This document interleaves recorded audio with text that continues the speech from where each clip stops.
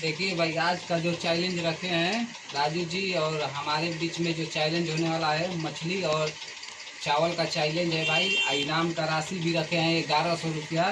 देखते हैं भाई दोनों आदमी कौन विजेता बनेंगे और 1100 के लूट उठाएंगे या नहीं तो भाई मछली चावल का लूट उठाएंगे। आइए भाई, बिना टाइम वेस्ट हुए चैलेंज स्टार्ट करते हैं। पैसा यहीं पर रख देते हैं। चलिए 1 2 3 हैं।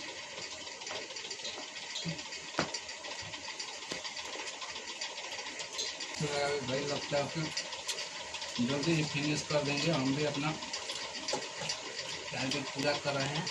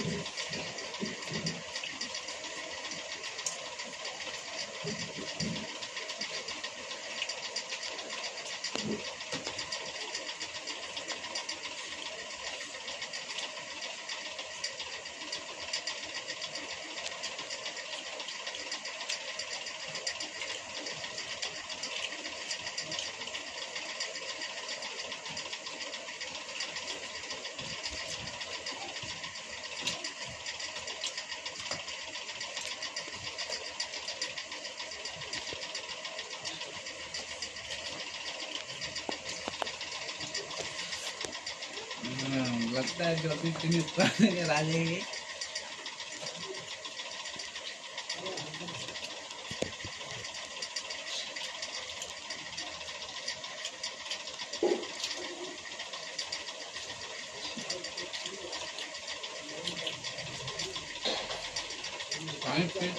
खा रहे हैं।